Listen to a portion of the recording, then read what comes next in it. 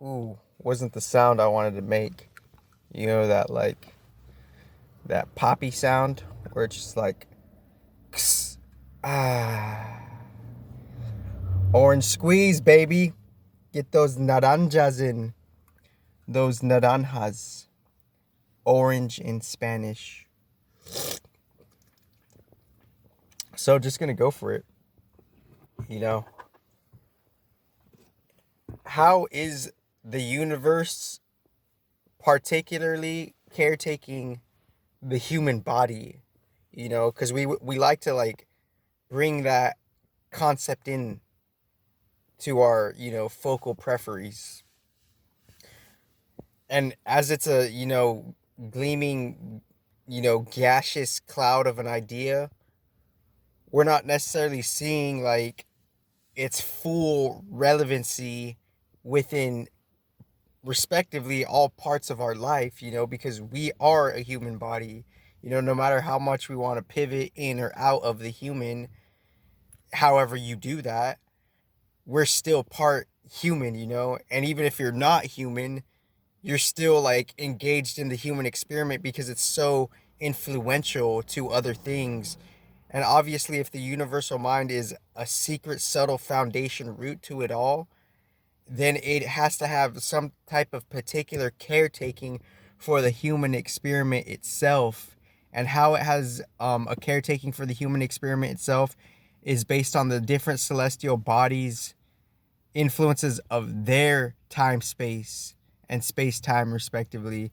And their time space and space time is has different modes, because in one layer of time and space and time, however you would like to look at it, two species could be at odds, and simultaneously they could be like in a different setting. They could be in resolution, and they could be at like quote unquote peace, without the sketchy etymology, end quote. Because you could see that, like, a being of like a certain consciousness could, like, shift from being one to the other to a little bit of both, but that's a different thing. But I bring up that as an example, as that's just an example of how there's different layers of time and space that are affecting this earth based on different beacons, and those different beacons are going into different modes, and based on their exaltation within different spaces of the constellation that connect to the earth, and different alignments and anglings with other planets, and how it travels through the binary stars. That's what you would call this cosmic weather that we receive, because we're receiving some type of cosmic weather. Take a sip of this. No rush, right? No rush.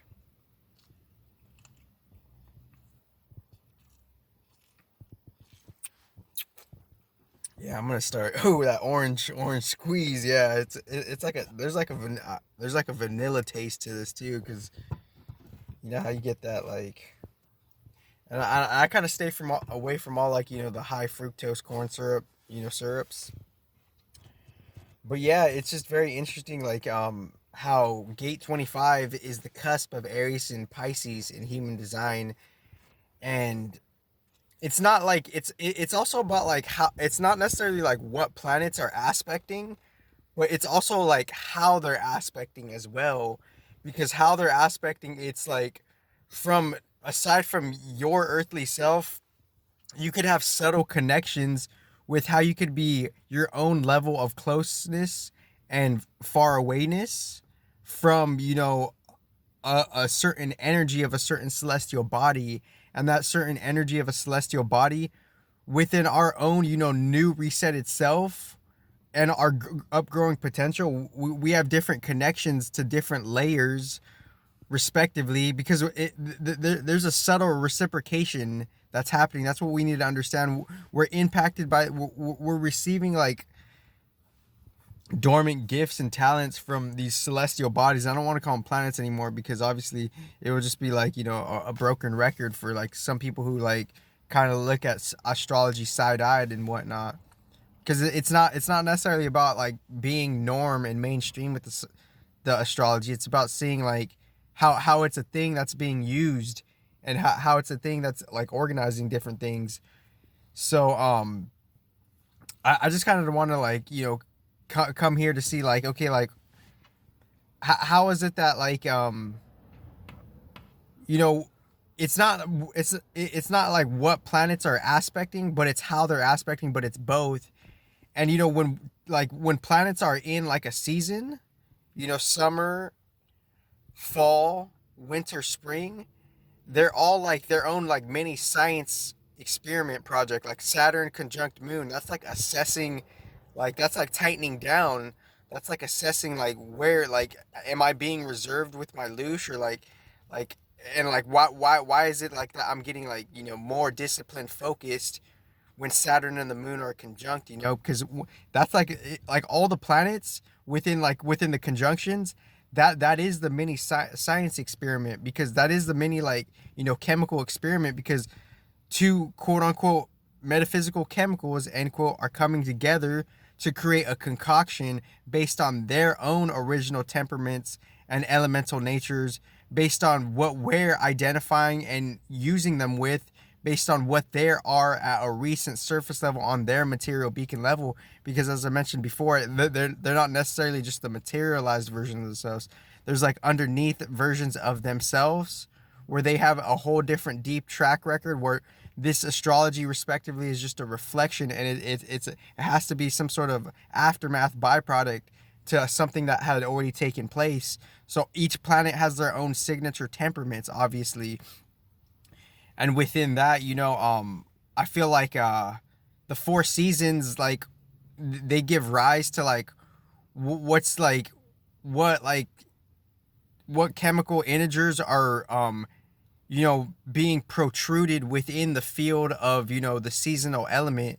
Because you could look at the seasons as like hot, cold, dry, and wet, respectively. And perhaps you could look at, and correct me if I'm wrong, but like, perhaps you could look at winter as as cold. Perhaps you could look at fall as wet. And I have to recheck my stats. I'm just like kind of like doing an intuitive thing here, just to kind of give you an idea. And it's all like, it's all synergy, like kind of intermesh though, because it's not necessarily that, because even there's like seasons within seasons, obviously, us being our own like season, us being our own mood and rhythms. And then like summer would be something of like hot, and then spring would be something of a dry. So in the middle of dry season, Aries, Taurus, and Gemini. Taurus, we're in the middle of dry season, so we're like seeing, it's like Taurus season is kind of like paper mache kind of thing. It's like we're seeing like what are we doing with the paper mache, and we're expanding, like, okay, we're kind of raw with the craft, but we're also like going from some state of rawness to refinement. That's the whole like Taurus thing kind of. And Jupiter and Uranus are there, so we're really like finding our originality aside from everything else. This is casual, and thank